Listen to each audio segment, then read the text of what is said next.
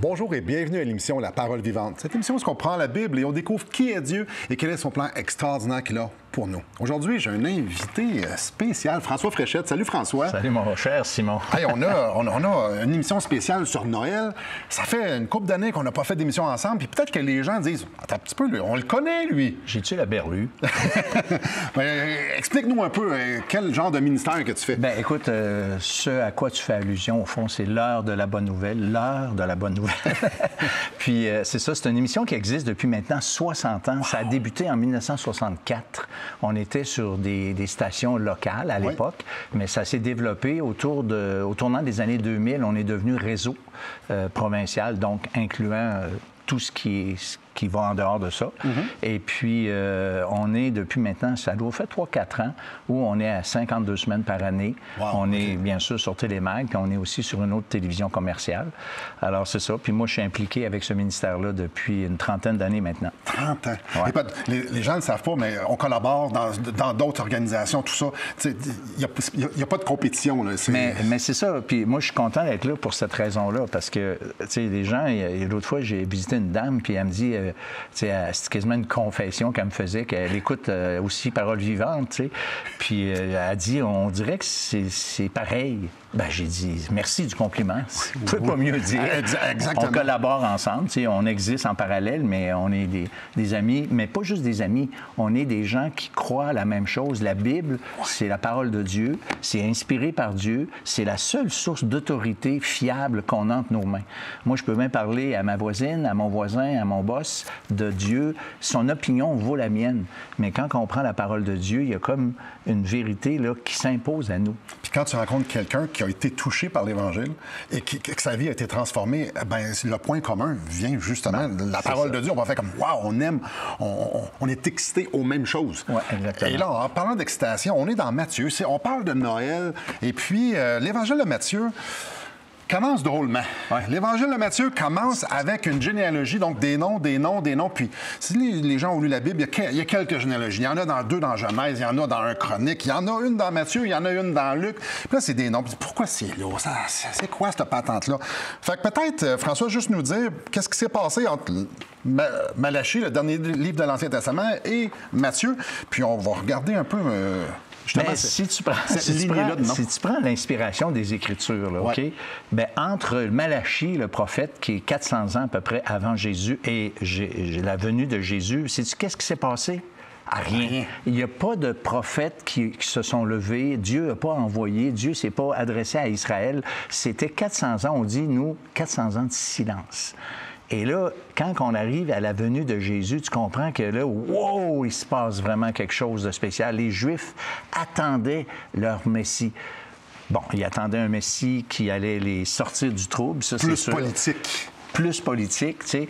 Bien que le vrai Messie, il allait un jour régner, ils avaient raison, mais ils n'avaient pas saisi que le Messie allait venir dans deux phases, pour ainsi dire. La première phase, c'est quand il est venu comme homme, et là, il n'est pas venu pour instaurer son règne, bien qu'il a dit « le royaume de Dieu est proche », tu sais, Jean-Baptiste a annoncé ça, mais finalement, il a été rejeté. C'était tout prévu, là. C'était arrangé avec le gars des vues, en quelque part. Mais ils l'ont rejeté, donc le roi va venir éventuellement plus tard. On parle de la deuxième venue de Jésus. Ouais. On fera d'autres émissions pour de ça, mais oui. Moi, ce que j'aime de la généalogie, c'est que c'est comme le fil entre l'Ancien et le Nouveau Testament. Parce que pour les Juifs, tu te présentes pas comme ça de dire moi, je suis du peuple d'Israël, puis venez, je vais vous raconter comment il faut que ça se passe, je vais vous diriger. Ah non, t'es qui, toi? La famille dans laquelle tu appartiens, c'est très important. Bien. Écoute, je trouve ça drôle parce que autant toi puis moi, on peut trouver ça plate de lire une généalogie. Si tu veux te tuer le soir ou t'endormir, oui, tu veux t'endormir, lis ça. C'est la bonne affaire à faire. Mais pour les Juifs, comme tu dis, c'est plus qu'important parce que tu ne peux pas prétendre être qui que ce soit si tu n'as pas la lignée. Puis dans l'Évangile de Matthieu, la généalogie, elle s'en va jusqu'à Abraham. Mais Abraham, c'est le père des croyants, c'est le début du peuple juif. Alors, c'est important. Mais Luc, lui, il va aller jusqu'à Adam. C'est intéressant, ça aussi. Parce qu'il présente Jésus d'une autre façon. Et ça sera pour la semaine prochaine, Dieu voulant. Il n'y a pas le même but. Non, exactement. Donc ici, là, Matthieu, ça commence, puis peut-être que la personne qui connaît un petit peu moins l'Ancien Testament ou lit ça vite, ça lui dit pas grand-chose. C'est plein de noms, comme ci, comme ça. Mais il y a des noms aussi qui devraient ressortir, comme s'il y avait des néons dedans. On fait comme « Wow! C'est spécial que dans la généalogie de Jésus, il y ait ces noms-là. » C'est ça, clairement. Récemment, chez nous, à l'Assemblée évangélique où je vais, il y a un gars qui a dû étudier et prêcher, entre guillemets, partager sur un texte, mais le gars qui a choisi les textes, il t'a foutu juste un texte unique avec une généalogie. En fait, c'est les hommes de David, de Salomon, en fait. Oui. Puis, là, je me suis dit, qu'est-ce qu'il va faire avec ça? Ça n'a pas de bon sens. Mais justement, quand on s'arrête aux personnes, elles sont, là, ça peut être intéressant. Puis dans la généalogie de Matthieu, il y a des choses qui sont bizarres. Bien, OK. Isaac, Jacob, Judas. Ouais, OK, ça, on comprend. C'est le début du peuple d'Israël, des fils d'Abraham. Puis là, on arrive à un certain moment donné à Rahab. Oh, c'est qui, elle? Rahab, c'était la femme de Boaz, ouais, mais Rahab, quand le peuple d'Israël est rentré en Israël, en Canaan, ben il y avait une ville fortifiée qui s'appelait Jéricho. Et puis Jéricho, c'est une grosse ville. Et donc, Josué, le chef militaire, le dirigeant d'Israël, il a dit, on va envoyer 2 espions. Puis les 2 espions ont été chez Rahab. Rahab, c'est une prostituée. Aïe, aïe, aïe. Hein? Qui a fait grâce aux espions et que les espions ont fait comme, on va prendre soin de toi. Le peuple d'Israël va prendre soin de toi. Et donc, elle a reconnu le Dieu du peuple d'Israël. Mais attends un petit peu, elle est dans la lignée de Jésus. Oui, c'est ça. C'est ça qui est spécial. T'sais. Puis dans la lignée de Jésus, là, il y a des gens, il y a Rahab, puis il y a d'autres personnes qui ne sont pas nécessairement des gens impeccables, mais Dieu les a mis là-dedans. Puis moi, je trouve qu'il y a une leçon. Oui. Dieu peut utiliser des gens, il utilise qui il veut, puis de toute façon, il ne peut pas utiliser des gens parfaits. Ça n'existe pas. Voilà. Fait que moi, je trouve ça intéressant. Comme tu dis, je me reconnais là-dedans. Puis juste après, c'est Ruth. Ruth, c'est une Moabite. Elle n'était pas du peuple d'Israël. Un peuple maudit, même. Exactement. OK, ça, c'est dans la lignée de Jésus. Donc, comme tu dis, c'est intéressant de voir. OK, Dieu ne prend pas juste du monde parfait. Il ne prend pas juste l'élite de l'élite. Non, il prend du monde brisé. Il prend du monde qui sont à l'extérieur. Puis il les amène vers lui pour révéler sa gloire. On va continuer à déballer. On a du stock à dire. Mais juste avant d'aller à la pause, j'aimerais, étant donné que c'est le temps des fêtes, c'est Noël, puis souvent, on donne des cadeaux. J'aimerais vous proposer 2 livres ici, mais il y en a plein d'autres. Des livres qu'on peut donner à des enfants pour qu'ils puissent mieux que saisir le plan de Dieu. Oui, ça peut être des histoires bibliques, ça peut être le message du salut. Je vous encourage d'aller sur le site de Publications chrétiennes et ils vendent toutes sortes de livres qui s'adressent à des enfants. Donc, je vous encourage d'aller là et de gâter vos tout-petits avec des histoires qui peuvent changer leur vie. Après la pause, on continue cette belle histoire de Jésus. Restez avec nous.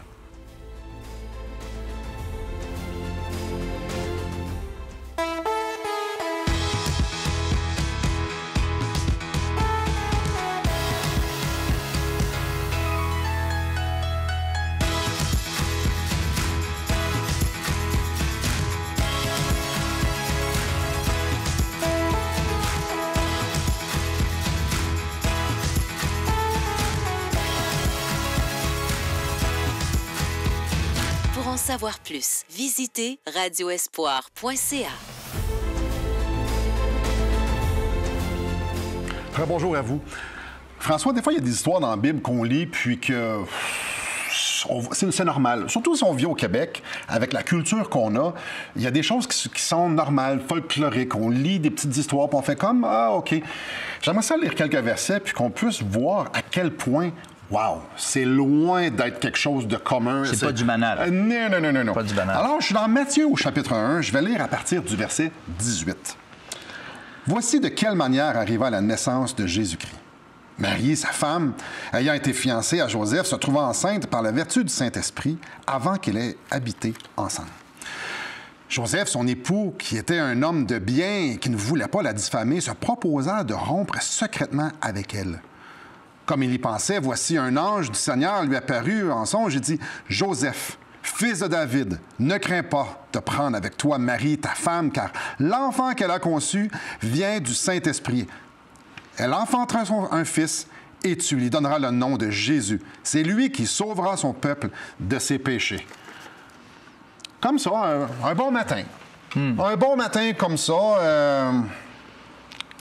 Il apprend que sa femme est enceinte. Ben, sa fiancée. Sa fiancée. Et là, c'est sa fiancée, puis il appelle sa femme. Bon.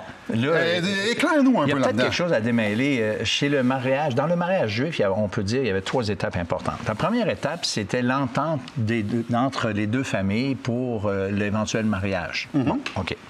Ça, c'est la première étape. La deuxième étape, c'est ce qu'on appelle l'étape des fiançailles. C'est que là, il y a un engagement. Mais cet engagement-là, c'est pas nous autres, là, on s'échange un jonc pour dire qu'on est fiancés, puis on a une date de mariage, puis tu sais, si tu veux te choquer, tu peux toujours te reculer puis dire c'est fini. C'est pas ça, là. Tu n'as rien signé, hein?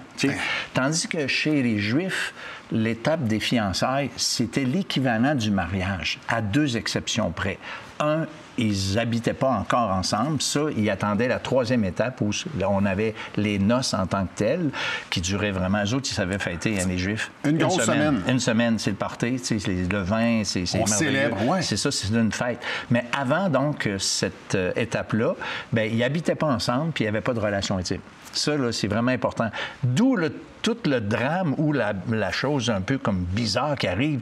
Il apprend que Marie, elle va avoir un bébé. Bien là, attends un peu, là. Accoucher avec qui? Sur 6000 ans d'histoire, depuis le début de l'humanité, il y a une façon de faire des enfants. Il y a une façon qu'une femme devient enceinte. Et Marie, clairement, il l'aimait. Il y avait une inclinaison vers elle, puis tout ça. Attends un peu. Ma fiancée, celle que je vais marier, est enceinte. Mais là, c'est pas juste elle est enceinte. Est-ce qu'elle a couché avec un autre homme? Est-ce que ça fait violer? On doit comprendre, c'est pas tant dans notre culture aujourd'hui, là, ça l'amène un fardeau qui va les suivre toute leur vie. Attends un petit peu, là. Elle, ça veut dire qu'il y a eu adultère, probablement. Oui. Alors, infidélité. Cet enfant-là, il va être un enfant illégitime. Puis moi, je vais être le gars qui est avec une femme qui a fait adultère, puis ça sera pas mon enfant.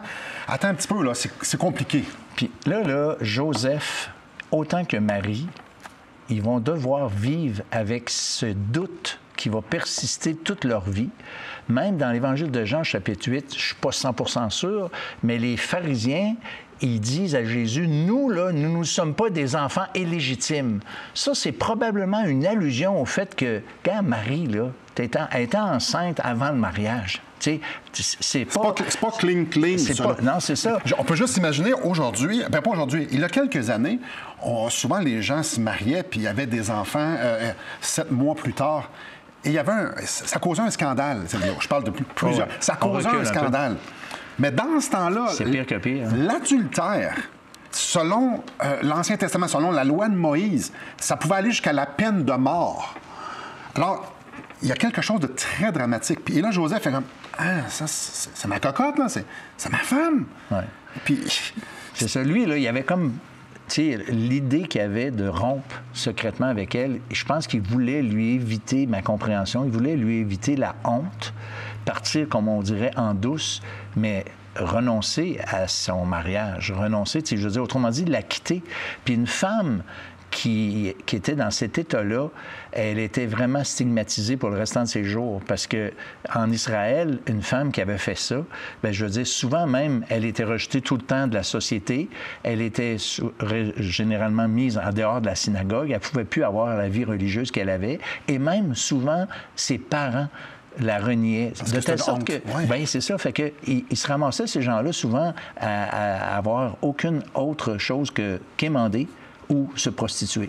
C'était, le fait de partir pour Joseph, là, il la mettait dans le trouble solide. Et peut-être que les gens vont dire, ouais, Joseph, c'est pas bon, ça, voyons donc, on n'abandonne pas les femmes comme ça. Mais Dieu nous laisse quelques indices, fait comme, ouais, attends un petit peu. Nous, on a notre culture, 2024, on est encore 2024, on est au Québec, et ouais, c'est vrai, on n'abandonne pas personne. Mais au verset 19, ça nous dit, Joseph, son époux, qui était un homme de bien et qui ne voulait pas la diffamer. Ce qu'il a fait, c'était bon. C'était une bonne chose. Ce qu'il voulait faire. Oui, exactement. Et il y a quelque chose que, pour nous, on fait comme, ah ouais, OK, il y a un ange qui est apparu. Il y a un ange qui est apparu. Ça t'est arrivé combien de fois, toi, qu'un ange qui est apparu? Moi, ça m'arrive régulièrement, Simon. Non, jamais. Puis, là, ta fiancée est enceinte et il y a un ange qui t'apparaît pour t'expliquer que c'est par les vertus du Saint-Esprit qu'elle est enceinte. Ouais. J'imagine le soir, quand tu te couches, tu fais... Ouais. C'est dur à avaler. Qu'est-ce qui m'est arrivé aujourd'hui, là? Wow! Oui. Puis, enceinte de qui? Enceinte de qui? Du Saint-Esprit? OK, ouais, il n'y a pas de précédent, c'est tout nouveau. Disons que Joseph a eu une drôle de journée, probablement haute en émotions, mais Dieu fait ces choses-là. Dieu, des fois, il travaille en dehors du cadre qu'on se met. Ici, c'en est la preuve. En fait, la naissance de Jésus, comme on va le voir après la pause, c'est complètement en dehors du cadre. Et c'est normal qu'on soit impressionné. En fait, c'est quasiment triste qu'on lit ça et qu'on apprend ça, puis tout, c'est normal. Oh, il n'y a rien de normal là-dedans. On devrait être impressionné, parce que si on est impressionné, on va pouvoir voir la valeur de ce qui s'est passé. Donc, après la pause, on continue à regarder cette histoire-là, qui est surprenante et tout aussi glorieuse. Restez avec nous. Depuis maintenant 15 ans, nous avons l'immense privilège d'annoncer la bonne nouvelle de Jésus-Christ.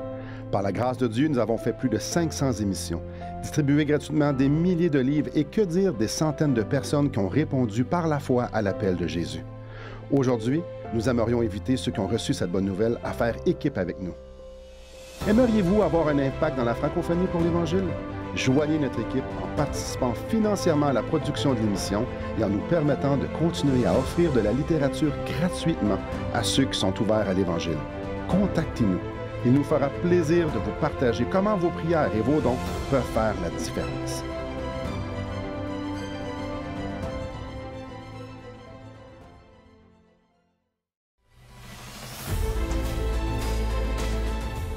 Alors, bonjour à vous. Marie, une jeune femme, devient enceinte par les vertus du Saint-Esprit. Son fiancé, qui lui, il apprend ça, certainement tout bouleversé, parce que lui, il sait qu'il n'y a eu aucune relation entre les deux. Mais un ange vient le voir et lui dit « Non, c'est par les vertus du Saint-Esprit, c'est correct. » Ouf! OK. Et là, je vais lire le verset 22-23, puis il y a des choses aussi surprenantes ici. Tout cela arriva afin que s'accomplisse ce que le Seigneur avait annoncé par le prophète. Voici, la Vierge sera enceinte, elle enfantera un fils, et on lui donnera le nom d'Emmanuel, ce qui signifie Dieu avec nous. Là, on parle de virginité. Et la Vierge doit devenir enceinte. C'est annoncé. C'est annoncé des siècles à l'avance, cette affaire-là. Et là, c'est par le Saint-Esprit. Pourquoi que c'est important que ça soit par une vierge et que le Saint-Esprit fasse ça? Éclaire-nous un peu, François. Oui, bien écoute, c'est une bonne question, puis elle est importante, cette question-là. Oui. Parce que la première chose, c'est que Jésus devait naître d'une vierge pour qu'il n'y ait aucun doute sur la provenance de l'enfant qui est enceinte. Tu sais, là, si, mettons, ta femme, tu m'annoncerais, ma femme est enceinte, puis c'est le Saint-Esprit qui l'a conçue. Hey, tu sais, je veux dire, tu as des relations intimes avec elle. Tu sais, je veux dire, ça ne tient pas la route. Fait qu'il y avait quand même l'idée d'un vase peut-être neuf, oui. Mais aussi, c'est important qu'elle soit vierge parce que qu'il n'y ait aucun doute qui puisse être retenu. Ça, c'est une chose. Absolument. Deuxième chose, c'est que le Saint-Esprit, ça devient là, le Père de Jésus dans cette conception-là. Tu sais, Marie, elle a donné, on va dire, la nature humaine à Jésus, parce que Jésus est un homme, vraiment, à 100%. Mais le fait que c'est Dieu qui a conçu dans le sein de Marie cet enfant-là, bien, son Père est Dieu. D'ailleurs, dans l'Évangile de Luc, afin qu'il soit évident, c'est quelque chose comme ça, afin que ça soit évident que ce soit un enfant qui vient de Dieu et non qui est conçu normalement par un homme et une femme. Et la nature pécheresse que j'ai héritée et que tu as héritée, c'est la même chose. C'est parce que mon père est un pécheur, ma mère est une pécheresse. David, il va dire, ma mère m'a conçu dans le péché. C'était pas une prostituée, sa mère. Non. Elle était une pécheresse comme toi et moi, puis il a été conçu comme ça. Alors, Jésus, il fait une exception absolue à cette règle-là qui est très, très importante. Parce que si moi, je meurs pour toi, bien, je suis un pécheur qui va mourir pour un pécheur. Ah bon. Ça n'a aucune valeur. Je peux pas. Et donc, même si moi, je suis pas un pécheur puis je meurs pour toi, je suis quand même un homme de la même nature que toi. Oui, mais là, Simon, il y a une autre affaire. C'est que si mettons, Jésus, il n'est pas Dieu. OK? Parce que si, mettons, il est un homme, il est juste un homme parfait. Un homme parfait. Jésus était un homme parfait. Mais s'il est juste un homme parfait, il peut mourir peut-être pour toi ou peut-être pour moi, mais il ne peut pas mourir pour nos deux parce qu'il y a une valeur humaine.